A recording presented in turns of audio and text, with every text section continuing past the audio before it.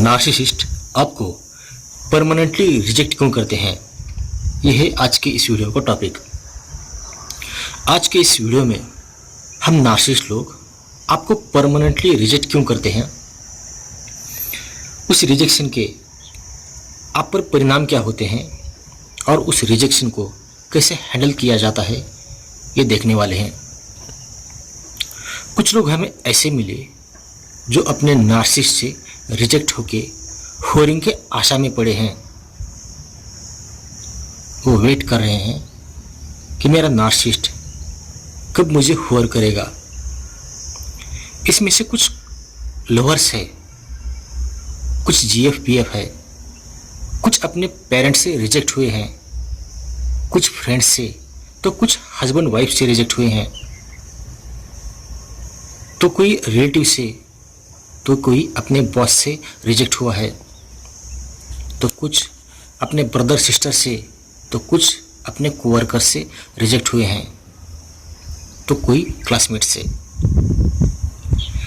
इसमें से समझने वाली बात एक ही है कि रिश्ता चाहे कौन सा भी हो, नार्सिसिस्ट आपको रिजेक्ट कर सकता है।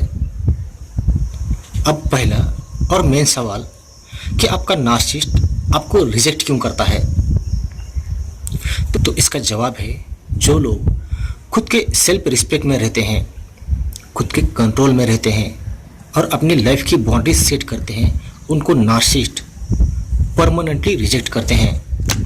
क्योंकि नार्सिसिस्ट लोगों को हमेशा एक ऐसा इंसान चाहिए होता है जो खुद की कभी रिस्पेक्ट नहीं करता, उसका खुद पे कंट्रोल नहीं होता और उसने अपनी लाइफ को बाउंड्रीज नहीं लगाई होती है। अब कुछ लोगों का ये कहना होता है कि रिजेक्शन के बाद हमने उसे फिर से उसी रिलेशनशिप में वापस लाने की बहुत कोशिश की, उसके सामने हाथ जोड़े, माफ़ी मांगी, बेगिंग करी, फिर भी वो इंसान वापस नहीं आया। इसकी क्या वजह हो सकती है? तो अभी उस रिलेशनशिप में आप पलट कर देखना जहाँ पर आपको रिजेक्शन मिला था। मैंने जो आपको बातें बताई थी वही बातें आपको आपके अंदर नज़र आएगी। अभी जो उनको आप वापस लाने की कोशिश कर रहे हो, वो तो या तो आपकी मजबूरी है, या आपकी ज़रूरत है, या आपका एडिक्शन है, या आपकी डिपेंडेंसी है। उसमें आपका मतलब है, इसलिए वो वापस नहीं आ रही है। आपको क्या लगता है कि सिर्फ आप ही चालाक हो? उनको आपकी चालाकी समझ में नहीं आती। नार्सिसिस्ट तो आपसे 100 गुना चालाक होते हैं। न जाने आप जैसे कितनों को उन्होंने पानी पिलाया होता है, मिट्टी में मिलाया होता है, तो आप किस खेत की मूली हो। अब दूसरी बात, रिजेक्शन का आप पर क्या परिणाम होता है। दुनिया में सबसे खराब बात अगर कौन सी होगी तो वो होती है किसी से रिजेक्ट होना। क्योंकि चोट सीधे खुद के ज़िंदा होने पर, दिलो दिमाग पर, खुद के ईगो पर और अस्तित्व पर पड़ती है, जिसका परिणाम ये होता है कि इंसान सदमे में चला जाता है, खुद को जीरो लेवल पर यह सोच कर लाता है कि मैं सामने वाले पर्सन के सामने कुछ भी नहीं हूँ, खुद को लाचार, बेबस, बहुत ही पुअर, कमज़ोर और दुनिया का सबसे खराब इंसान समझने लगता है, जिसका आप पर मेंटली, फिजिकली, साइकोलॉजिकली और आपके हेल्थ पर इफ़ेक्ट होता है। और नार्सिसिस्ट यही तो चाहते हैं कि रिजेक्शन के बाद आप खुद ही खुद को ख़त्म करो, सुसाइड करो या मेंटल बनो। अब तीसरी बात, इस रिजेक्शन को कैसे हैंडल किया जाता है। एक्चुअल में आपको रिजेक्ट करके सबसे ज़्यादा नुकसान नार्सिसिस्ट लोगों का होता है।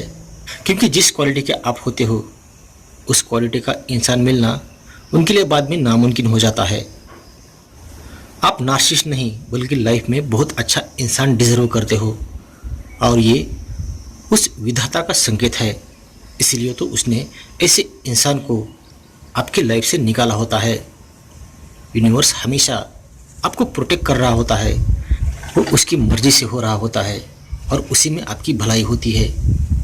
कुछ लोग रिजेक्शन के बाद अफर्मेशन या टेलीपैथी या लॉ ऑफ अट्रैक्शन का यूज़ करके उस इंसान को अपने लाइफ में वापस लाने की कोशिश करते हैं, मगर ये सब कुछ फेल हो जाता है। आपको पता है ये सब कुछ फेल क्यों होता है? क्योंकि इसको चलाने वाला वो यूनिवर्स होता है, वो परम शक्ति होती है, वो गॉड होता है, जो आपको आने वाले नुकसान से बचाने की कोशिश करता है या बचाता है। इसलिए इस रिजेक्शन को गलत एंगल से मत लो। ऐसा सोचना कि इसी में मेरी भलाई है, इसीलिए उस गॉड ने, उस यूनिवर्स ने मुझे उससे अलग किया है। रिजेक्शन की वजह से एंगर में या डिप्रेशन में या फ्रस्ट्रेशन में रहकर खुद का और उस नार्सिसिस्ट का नुकसान मत करो। उसे और खुद को दिल से माफ़ करो, तभी ये जो रिजेक्शन का दर्द है, जो तकलीफ़ है, वो ख़त्म हो जाएगी। ऐसा सोचना कि इसी में मेरी भलाई है। बस यही बताना था मुझे आज की इस वीडियो में। अगर आप किसी नार्सिसिस्टिक रिलेशनशिप में फंसे हैं और वहाँ से बाहर निकलना चाहते हैं तो इसमें मैं आपकी 100% सहायता करूँगा, जिसके लिए डिस्क्रिप्शन बॉक्स में मैंने अपना व्हाट्सअप नंबर दिया है, उस पर आप मुझे कांटेक्ट कर सकते हैं। और अगर ये वीडियो आपको पसंद आता है तो इस वीडियो को सब्सक्राइब, लाइक और शेयर जरूर करना।